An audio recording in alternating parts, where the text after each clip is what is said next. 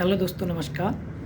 मैं डॉक्टर अंशुल पाठक आपको अपने फेसबुक के पेज में और यूट्यूब के चैनल में आपका स्वागत करता हूँ। क्या आप लोगों को पता है कि गुटखा खाने से क्या नुकसान होता है और कैसे होता है? सभी के माता-पिता बोलते हैं, घर के सदस्य बोलते हैं कि गुटखा ना खाओ, गुटखा से ये नुकसान होता है, वो नुकसान होता है। क्या किसी को पता है कि गुटखा खाने से क्या नुकसान होता है? आज तक किसी को पता है? क्या नुकसान होता है? सबको ये पता है कि गुटखा खाने से कमज़ोरी आ जाती होगी। गुटखा खाने कई लोग के जैसे घर परिवार में कोई सदस्य हो, अगर वो बहुत पतले हैं या कोई दुबले-पतले हैं, तो वो बोलते हैं कि गुटखा ना खाओ इसलिए पतले हैं। क्या आप लोगों को इस चीज़ का पता है कि गुटखा खाने से क्या होता है? शरीर में कौन-कौन सी कमी होती हैं और गुटखा बनाया किस लिए गया था? तो आप मेरे यूट्यूब के चैनल पे जाइए, डॉक्टर अंशुल पाठक सर्च करिए और उस पे देखिए गुटखा खाने से क्या नुकसान होते हैं और गुटखा बनाया किस लिए गया था और गुटखा खाने से जो मुँह बंद हो जाता है वो क्यों हो जाता है? इस चीज़ का आप लोगों को किसी ने आज तक ये बात ना बताई होगी। गुटखा खाने से मुँह बंद क्यों हो जाता है? मुँह छोटा क्यों हो जाता है? ये किसी ने बताया आपको? अगर बताया हो तो बताओ आप। तो जाइए और यूट्यूब पे सर्च कीजिए एक ही चैप्टर या डॉक्टर अंशुल पाठक और गुटखा से संबंधित पूरी जानकारी ज़रूर लें। एक बार अगर आप मेरा ये वीडियो देख लेंगे तो आपको समझ में आ जाएगा कि गुटखा खाने से क्या नुकसान होता है, क्यों होता है। मैं आपको बताऊं कि गुटखा, पहले तो ये बात करें कि गुटखा बनाया क्यों गया था। गुटखा इसलिए बनाया गया था, जो भी कंपनी है या जो भी प्रोडक्शन वाले हैं, उन्होंने गुटखा इसलिए बनाया था कि जो जैसे लोगों का मुँह रहता है, बोले आज मेरे मुँह का स्वाद सही नहीं है, तो माउथ फ्रेशनर के रूप में गुटखा बनाया गया था। तो गुटखा न बना के पहले सौंफ और इलायची के रूप में पान पराग करके बनाया गया था। तो उसमें ये सब जो ऐसी चीज़ें हैं जिनसे माउथ, जो मुँह का जो स्वाद होता है वो बेटर हो जाता था, इसलिए गुटखा इस हिसाब से बनाया गया था। वो भी ज़रूरत पड़ने पर, कभी-कभार, हफ्ता 2 हफ्ता में 1 आध बार अगर आपका मुँह का स्वाद अगर चेंज है तो 1 आध बार खाएँ थोड़ा बहुत, और वो भी उनके लिए बोल रहा हूँ जो गुटखा छोड़ना ही नहीं चाहते। वैसे तो मैं कहना चाहता हूँ कि कोई भी इंसान अपने बच्चों को, अपने परिवार में किसी सदस्य को, और आप भी सुने ध्यान से इस बात को, कि गुटखा ना खाएँ। गुटखा खाने से क्या नुकसान होता है?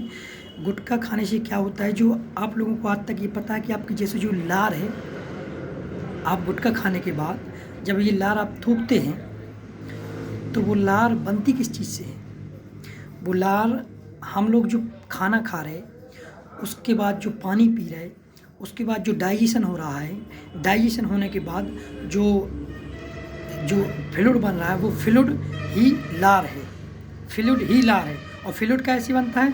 प्रोटीन से, खनिज से। इसमें अपनी जो लार होती है ना, इसमें खनिज पाया जाता है, इसमें प्रोटीन पाया जाता है, इसमें कार्बोहाइड्रेट पाए जाते हैं। तमाम प्रकार के, कई प्रकार के ऐसे पोषक तत्व हैं जो लार में पाए जाते हैं, थूक में पाए जाते हैं। और हम लोग क्या करते हैं कि गुटखा खाए दिन में 50-50, 100-100 बार थूक रहे हैं, और अपना पूरा शरीर का प्रोटीन, पूरे शरीर की विटामिन्स, पूरे शरीर के कार्बोहाइड्रेट्स, खनिज, जो भी है अपने शरीर में पोषक तत्व, वो सब हम लोग थूक में बाहर निकाल रहे हैं।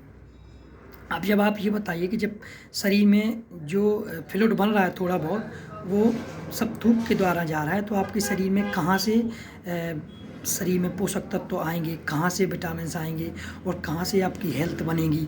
और दूसरे से कहते फिर किसी डॉक्टर्स के यहाँ जा रहे हैं, मुझे ताकत की दवाई दे दो, मुझे मोटा होने की दवाई दे दो, ये कर दो, वो कर दो।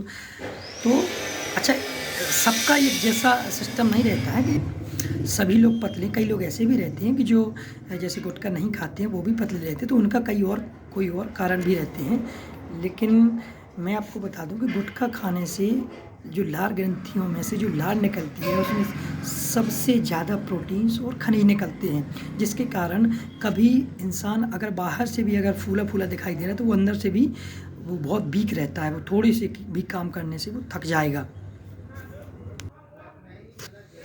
और जो अपने जो फेफड़ा होती है, जिससे श्वास क्रिया अच्छी होती है, जिसको फेफड़ा बोलते हैं, लंग्स बोलते हैं, उनमें भी जो फ्लूइड भरा रहता है, तो गुटखा खाने से उनका फ्लूइड भी अपने शरीर से, अपने मुंह से बाहर निकल जाता है, जिसके कारण फेफड़ों में भी तमाम प्रकार के, जैसे लोगों के चेस्ट में दर्द हो रहा है, कहीं यहाँ दर्द हो रहा है, कहीं यहाँ दर्द हो रहा है, अगर उनको हल्की सी भी चोट लग गई तो उनका दर्द महीनों सालों तक उनको दर्द रहता है। लेकिन उनको चाहे कोई भी समस्या हो जाए, वो गुटखा खाना नहीं छोड़ते हैं। गुटखा खाना पहली बात तो नुकसानदायक, सबसे बड़ा कारण उसका केवल पहली नंबर तो ये है कि उसको जो उसके शरीर में थूक रहे वो लार निकलती है।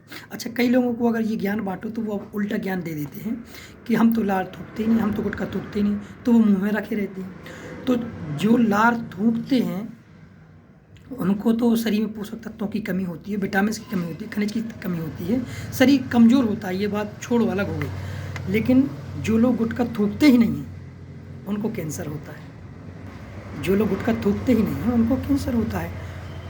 अच्छा, वो या तो यहाँ चबाए रहेंगे। अच्छा, आप सोच रहे हैं कि आपने यहाँ गुटखा चबा लिया, यहाँ गुटखा चबा लिया तो आपके अंदर नहीं जाएगा। आपको बताएं, आपने कई ऐसी दवाई होंगी जो डॉक्टर बताते हैं कि जो वो दवाई जीभ में नीचे रखने से अंदर चली जाती। आपने कभी देखा होगा कि जो लोग जहर थोड़ा बहुत जैसे होते नहीं गाँव, उन्होंने कहा कि उसने डाई पी लिया, कोई ने कोई चूहे की दवाई खा ली, वो दवाई अगर एक चुटकी दवाई अगर उसके यहाँ जीभ में चली जाती, उसको तमाम प्रकार की उल्टियाँ होती, वो बेहोश हो जाता, उसको जहर उसके पूरे शरीर में फैल जाता है। तो वो जाती कहाँ कि वह जीभ में इतनी टच हो जाए, जहर पूरे शरीर में फैल जाता है। जीभ में एक ऐसी चीज़ है, ये अपनी जीभ अपने पूरे शरीर में कि इसमें अगर यहाँ पे कोई चीज़ टच हो गई तो पूरी बॉडी में फैलती है। तो गुटखा चाहे आपने इतना सा खाए या थूकें या गुटकें या जो भी करें, वो जाएगा आपके पूरे शरीर में। अच्छा, अब आपने ये किसी ने बताया ही ना होगा कि गुटखा खाने से मुँह छोटा क्यों हो जाता है। गुटखा खाने से मुँह छोटा इसलिए हो जाता है कि जब हम लोग गुटखा खा रहे तो थूक तो रही, अब वो कई बार क्या है कि थूक अंदर से भी आ रहा है, शायद अंदर जैसे कई बार क्या है कि पानी आने की कमी के कारण जैसे फ्लूइड उतना नहीं बचा, तो वो उसमें वहाँ पे तो थूक आना ही आना है। जैसे आप गुटखा आपके मुंह में कुछ रखा है तो वहाँ तो लार जरूर आएगी, वो चाहे कहीं से भी आए। तो जो लार यहाँ से ना आने के बजाय, जो फेफड़ों से ना आने के बजाय वो अपने सिर से आने लगती है, मस्तिष्क से आने लगती है। मस्तिष्क की जो मांसपेशियाँ होती हैं, जो वेंस रहती हैं, नली रहती हैं, जिनमें फ्लूइड भरा रहता है, वो वहाँ से निकल के और यहाँ पे आ जाता है। और मस्तिष्क का जुड़ाव यहाँ तक होता है, यहाँ तक ऐसे होता है। तो जो मस्तिष्क की जो मांसपेशियाँ होती हैं, जो नली होती हैं, जो वो होती हैं, तो वो सिकुड़ जाती हैं। उनके सिकुड़ने के कारण मुँह छोटा हो जाता है। फिर आप तमाम प्रकार बोले मैंने जैक लगवा लिया, ये करवा लिया, वो करवा लिया। अरे जैक लगवाने से भैया उल्टा मुँह बिगड़ जाएगा। इससे अच्छा तो आप सिकाई करें, नमक पानी से गरारा करें, गुनगुने पानी से सिकाई करें। इन सब चीज़ों का ध्यान रखें दोस्तों। धन्यवाद।